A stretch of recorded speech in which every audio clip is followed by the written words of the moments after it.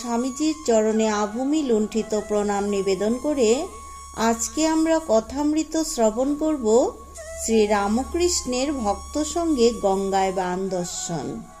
ঠাকুর এইভাবে বসিয়া আছেন, এমন সময় একজন আসিয়া সংবাদ দিল যে বান আসিতেছে। ঠাকুর, রাখাল, মাস্টার প্রভৃতি সকলে বান দেখিবার জন্য পঞ্চবটী অভিমুখে দৌড়াতে লাগিলেন।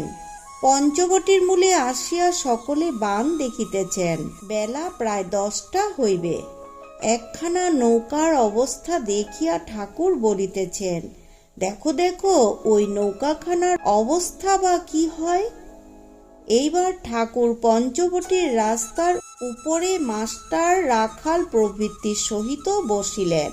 ঠাকুর শ্রীরামকৃষ্ণ মাস্টারের প্রতি, আচ্ছা বান কি রকম করে হয়?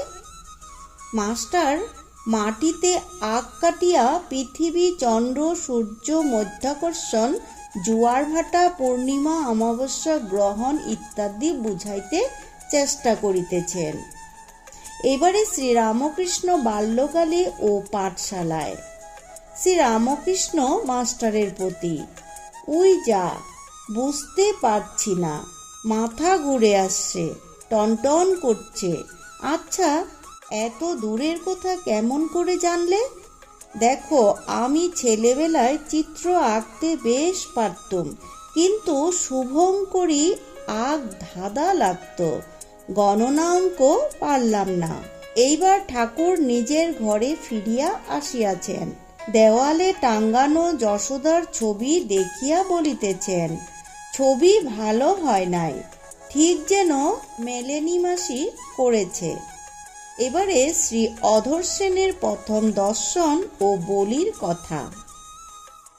মধ্যাহ্ন সেবার পর ঠাকুর একটু বিশ্রাম করিয়াছেন। অধর ও অন্যান্য ভক্তরা ক্রমে ক্রমে আসিয়া জুটিলেন।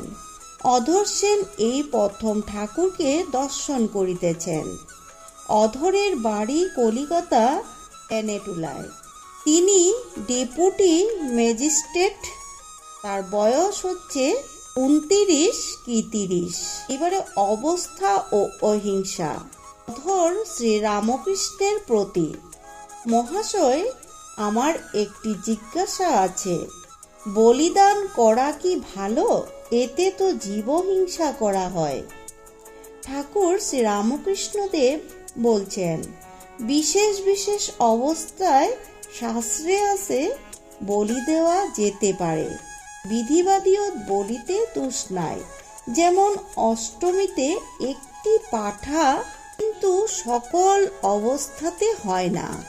আমার এখন এমন অবস্থা, দাঁড়িয়ে বলি দেখতে পারি না।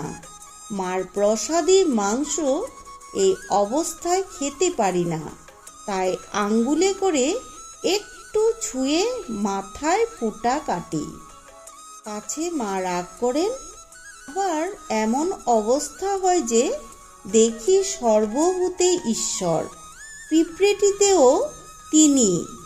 এই অবস্থায় হঠাৎ কোনো প্রাণী মরলে এই সান্ত্বনা হয় যে তার দেহমাত্র বিনাশ হলো, আত্মার জন্ম মৃত্যু নাই। এবারে অধরকে উপদেশ, বেশি বিচার করো না। বেশি বিচার করা ভালো নয়। মার পাদপদ্মে ভক্তি থাকলেই হলো। বেশি বিচার করতে গেলে সব গুলিয়ে যায়। এই দেশের পুকুরের জল উপর উপর খাও, বেশি পরিষ্কার জল পাবে। বেশি নিচে হাত দিয়ে নাড়লে জল ঘুলিয়ে যায়, তাই তার কাছে ভক্তি প্রার্থনা করো।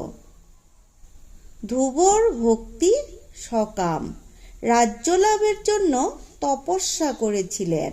প্রহ্লাদের কিন্তু নিষ্কাম অহেতুকী ভক্তি। এবার ভক্ত বললেন, ঈশ্বরকে কি রূপে লাভ হয়?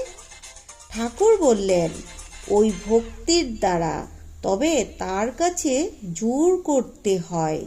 দেখা দিবিনি, গলায় ছুরি দেব, এর নাম হচ্ছে ভক্তির তম। তো আবার জিজ্ঞাসা করলেন, ঈশ্বরকে কি দেখা যায়? ঠাকুর বললেন, হ্যাঁ, অবশ্যই দেখা যায়। নিরাকার সাকার দুই দেখা যায়। সাকার চিন্ময় রূপ দর্শন হয়, আবার সাকার মানুষ, তাতেও তিনি প্রত্যক্ষ। অবতারকে দেখাও যা, ঈশ্বরকে দেখাও তা।